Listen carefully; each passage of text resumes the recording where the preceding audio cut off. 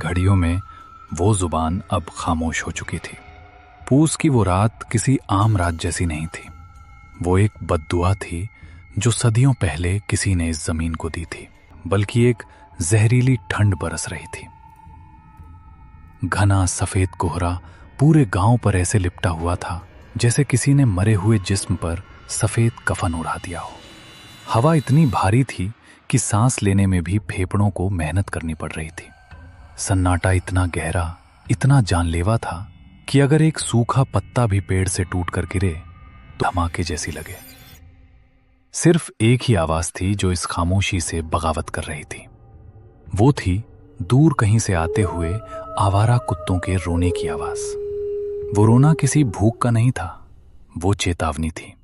वो कुछ ऐसा देख रहे थे जो इंसानी आंखों से ओझल था। गांव के बस स्टैंड के पास, जो अब वीरान पड़ा था, एक टीन की छत वाली छोटी सी दुकान थी। दुकान के बाहर एक अलाव जल रहा था और लपटें हवा के झोंकों से इधर उधर नाच रही थीं। अलाव के चारों तरफ लोग बैठे थे, लेकिन फिर भी उनके हाथ कांप रहे थे। ये कंपकपी ठंड की वजह से कम और खौफ की वजह से ज्यादा थी। काका, क्या आपको लगता है लखा जिंदा होगा? जिंदा?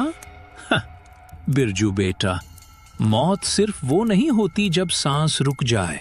मौत वो भी होती है जब रूह जिस्म छोड़ दे पर जिस्म चलता रहे।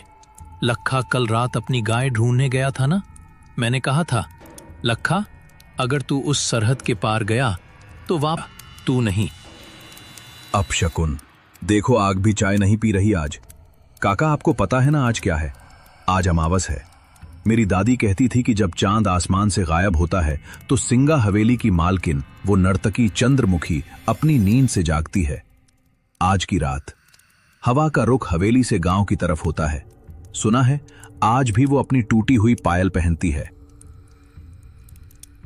अरे बस करो दीनू भाई, क्यों डरा रहे हो? हम सब जानते हैं वहां क्या होता है, लेकिन वो हवेली अब खंडहर है। वहां कोई नहीं रहता, सिर्फ चमगादड़ और सांप है वहां। सांप? रघु, सांप सिर्फ, लेकिन वो हवेली, वो जान नहीं लेती, वो यादों को पी जाती है। तुम्हें याद नहीं, 10 साल पहले वो इंस्पेक्टर आया था, कहता था मैं भूतों को गिरफ्तार करूंगा। अगली सुबह वो इंस्पेक्टर हवेली के आंगन में बैठकर हवा में सितार बजा रहा था। पागल हो गया था वो।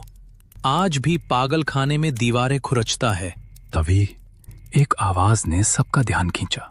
दूर से आती हुई किसी गाड़ी के इंजन की आवाज, और फिर एक अजीब सा हॉर्न कोहरे की दीवार को चीरती हुई उनकी तरफ बढ़ रही। इतनी रात को कौन पागल है जो अमावस की रात सुंदरपुर आ रहा है? वो एक खटारा ऑटो रिक्शा था जो शहर के रेलवे स्टेशन से आ रहा था। रास्ता उबड़ खाबड़ था और हर गड्ढे पर ऑटो ऐसे उछलता था जैसे उसके पुर्जे बिखर जाएंगे। ऑटो के अंदर 2 नौजवान बैठे थे, विक्रम और सुमित। दोनों की उम्र करीब 28-30 साल रही होगी। शहर के महंगे कपड़े पहने थे जो इस देहाती माहौल में अजीब लग रहे थे। विक्रम खिड़की से बाहर देख रहा था। बाहर सिवाय अंधेरे और कोहरे के कुछ नहीं था।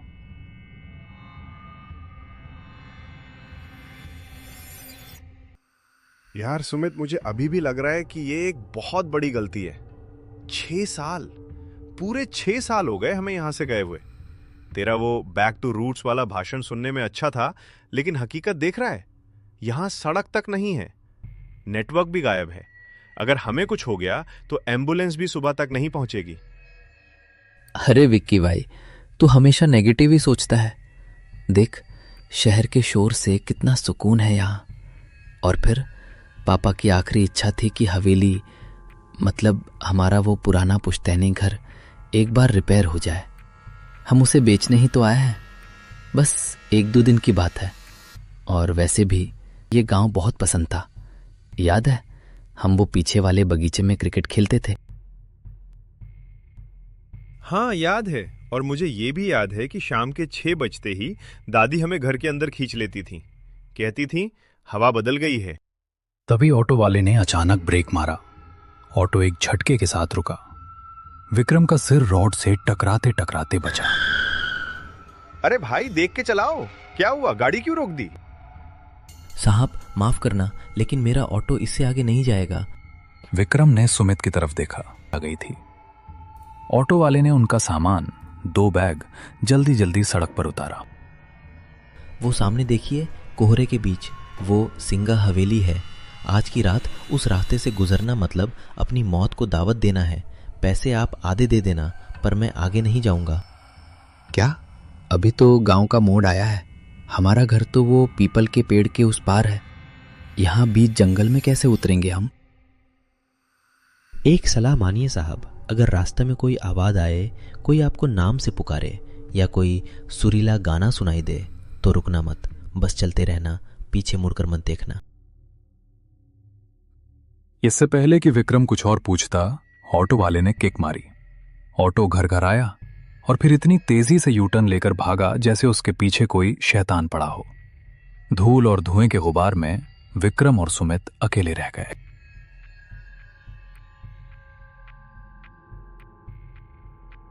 अब सिर्फ उनके कदमों की आवाज थी। दोनों दोस्त अपने अपने बैग टांगे आगे बढ़ रहे थे। कोहरा इतना घना था कि हवा में एक अजीब सी गंध थी, जैसे पुराने बंद कमरे की बासी हवा और रात की रानी के फूलों की पीली महक। वो ऑटो वाला कुछ ज्यादा ही ड्रामा कर रहा था ना।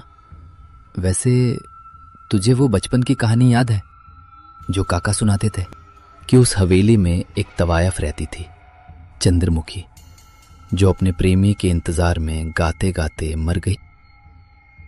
सुमित चुप रहे, तुझे पता है ना मुझे इन सब बातों से नफरत है। कहानियां सिर्फ बच्चों को डराने के लिए होती हैं ताकि वो जल्दी सो जाएं। अचानक हवा रुकी, पेड़ों के पत्ते हिलना बंद हो गए।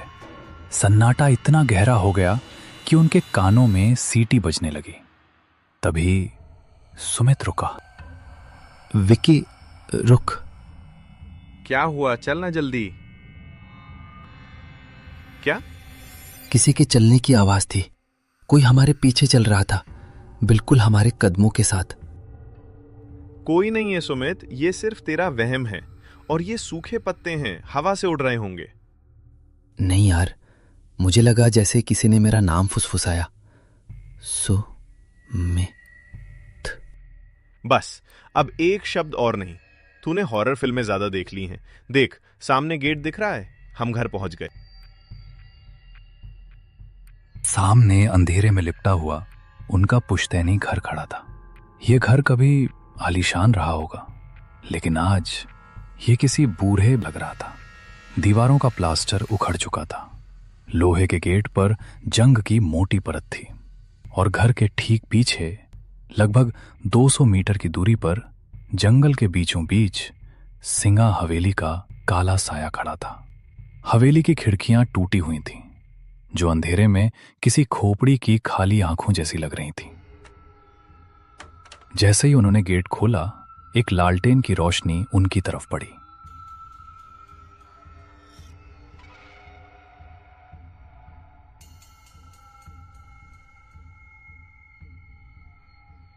सामने उनका पुश्तैनी घर अंधेरे में किसी सोए हुए दैत्य की तरह खड़ा था। बरामदे में एक लालटेन टंगी थी जिसकी लौ हवा से जूझ रही थी। उसकी मध्यम रोशनी में एक साया हिला। कौन है वहां? मेरे पास लाठी है, चले जाओ यहां से। काका शांत हो जाइए, मैं हूं विक्रम और ये सुमित है। छोटी मालिक, विक्रम बेटा, हे भगवान। हरिया काका, जो विक्रम को बचपन में अपने कंधों पर घुमाया करते थे, आज उन्हें पहचान नहीं पाए। उनकी उम्र 60 के पार थी, लेकिन आज रात वो 80 साल के लग रहे थे। चेहरे पर झुर्रियां गहरी थीं और आंखों में जो सिर्फ मौत को करीब से देखने पर आता है। तुम लोग इतनी रात को? मैंने खत में साफ साफ लिखा था, सूरज ढलने से पहले आ जाना। तुम लोगों को अंदाजा भी है कि तुम किस वक्त इस घर की दहलीज पर खड़े हो? अरे काका रिलैक्स कीजिए, ट्रेन लेट थी, फिर ऑटो वाले ने नखरे किए, अब हम आ गए हैं ना। चलिए अंदर चलिए, बाहर बहुत ठंड है। ठंड नहीं है सुमित, ये उसकी सांसें हैं। जल्दी जल्दी अंदर चलो, और खबरदार पीछे मुड़कर मत देखना, चाहे कोई भी।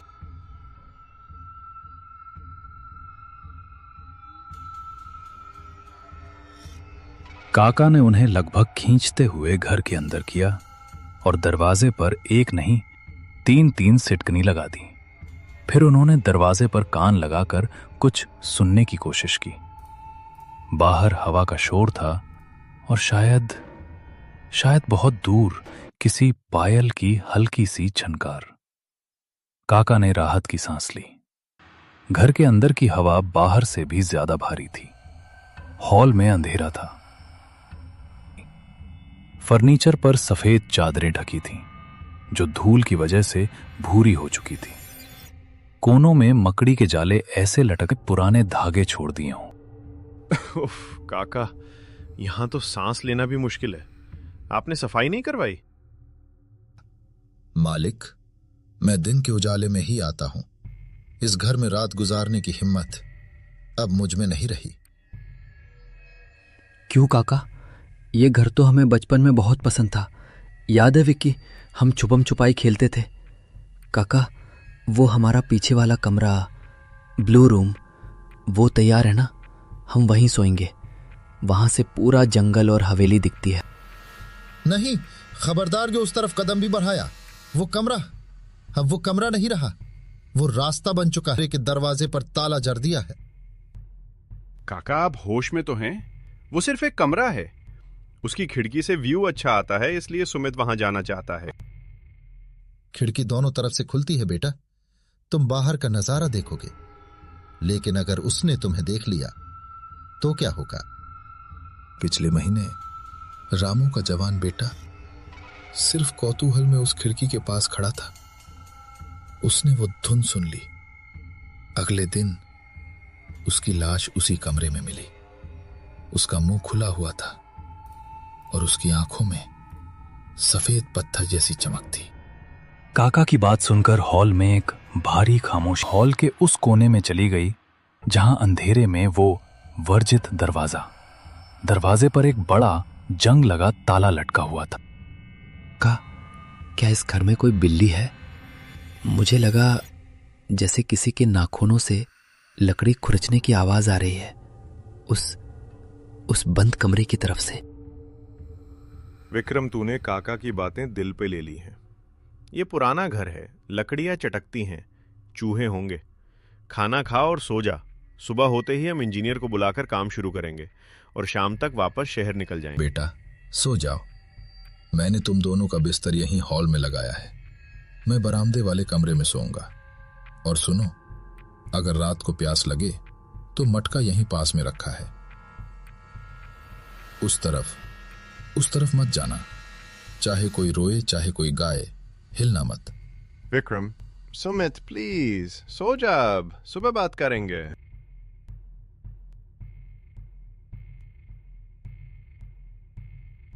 रात गहरी हो चुकी थी। विक्रम अपनी थकान की वजह से तुरंत सो गया। उस हॉल में गूंज रही थी, लेकिन सुमित अपनी रजाई में लेटा छत को घूर रहा था। उसकी आंखों में नींद का नामो निशान नहीं था। उसे एक अजीब सी बेचैनी हो रही थी, जैसे उसके शरीर के अंदर चींटियां रेंग रही हों। वो बार बार करवट बदल रहा था। उसकी नजरें न चाहते हुए भी अंधेरे में उस ताले वाले दरवाजे पर जाकर टिक जाती थीं। तभी हवा का रुख बदला। वो आवाज, वो धुन शुरू हो गई। पहले बहुत धीमी, जैसे कोई कान में फुसफुसा रहा हो, फिर थोड़ी तेज। ये कोई साधारण संगीत नहीं था।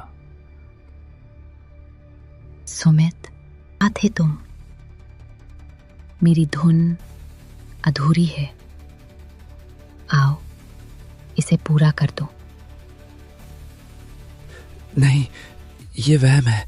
विक्रम उठो।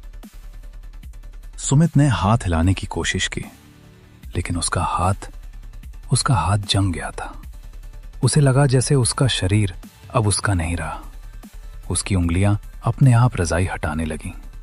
उसके पैर उसकी मर्जी के खिलाफ जमीन पर उतर गए। सुमित बिस्तर से खड़ा हो गया। इंसानों वाली नहीं थी, वो किसी कटी हुई पतंग की तरह हवा के बहाव में बहता हुआ उस बंद दरवाजे की तरफ बढ़ने लगा। उसकी आंखों की पुतलियां गायब हो चुकी थीं, सिर्फ सफेदी बची थी। उसके चेहरे पर एक अजीब सी शांति भरी मुस्कान थी। वो दरवाजे के पास पहुंचा। उसने अपना हाथ उस जंग लगे ताले पर रखा। ताला जो लोहे का था, सुमित के छूते ही बर्फ जैसा ठंडा हो गया। बिना चाबी के सिर्फ छूने भर से ताला खुल गया। जंजीरें जमीन पर गिर गईं। आवाज से विक्रम की नींद में खलल पड़ा। उसने सुमित, रात के करीब 2 बज रहे थे। हॉल में अचानक तापमान गिर गया था। इतनी ठंड थी कि सांस भी धुएं की तरह बाहर निकल रही थी। इतनी ठंड क्यों है काका? खिड़की खुली रह गई क्या? विक्रम जो थका हुआ था और गहरी नींद में था, एक अजीब सी सिहरन से जाग गया। उसे लगा जैसे किसी ने उसके चेहरे पर बर्फ का ठंडा हाथ रख दिया हो। विक्रम ने अपनी रजाई कसने की कोशिश की। उसकी आंख खुली, बगल का बिस्तर खाली था। सुमित वहां नहीं था। सुमित, पानी पी रहे क्या? विक्रम उठ बैठा। हॉल में गहरा अंधेरा था। सिर्फ वो छोटी आखिरी सांसें गिन रही थी। उस मध्यम रोशनी में विक्रम ने जो देखा, उससे उसका गला सूख गया। वो वर्जित दरवाजा जिस पर काका ने ताला जड़ा था, वो चौपट खुला था। ताला और लोहे की जंजीरें जमीन पर ऐसे पड़ी थीं जैसे सांप ने अपनी केचुली छोड़ दी हो। उस खुले दरवाजे के उस पार घना काला अंधेरा था और हवा की डरावनी साएं साएं आ रही थी। सुमित, मजाक मत कर यार, बाहर आ जा। लेकिन जवाब में सिर्फ हवा की सीटी सुनाई दी। रोशनी की एक पतली लकीर उस खुले कमरे के अंदर गई। कमरा खाली। दौड़कर खिड़की के पास गया। उसने बाहर झांका। बाहर कोहरे की एक मोटी चादर थी, लेकिन उस सफेदी के बीच उसे एक धुंधली सी परछाई दिखाई दी। कोई था जो घर से दूर जंगल के रास्ते उस पुरानी सिंगा हवेली की तरफ बढ़ रहा था। सुमित! विक्रम चिल्लाया। उसने एक पल भी नहीं सोचा। वो खिड़की से ही कूद गया। नीचे झाड़ियां थीं, कांटों ने उसके पायजामे को फाड़ दिया, पैरों में खरोंचें आईं, लेकिन विक्रम को दर्द महसूस नहीं हो रहा था। उसके दिमाग में बस एक ही चीज थी, अपने दोस्त को रोकना। कोहरा इतना घना था कि 10 कदम आगे देख पाना भी मुश्किल था। गीली मिट्टी पर नंगे पैरों के निशान थे, लेकिन सुमित, या वो चीज जो सुमित के शरीर में थी, वो रुक नहीं रही थी। सुमित की चाल अजीब थी। वो चल नहीं रहा था, वो जैसे हवा में तैर रहा था। उसके हाथ शरीर के बगल में बेजान लटके थे और सिर एक तरफ झुका हुआ था। जंगल विक्रम को रोकने की कोशिश कर रहा था। विक्रम का दिल जोर जोर से धड़क रहा था। तभी उसकी टॉर्च की रोशनी सामने पड़ी। विक्रम सिंगा हवेली के मुख्य द्वार के पास पहुंच चुका था। हवेली का गेट लोहे का बना था। सुमित गेट के ठीक सामने खड़ा था। उसका चेहरा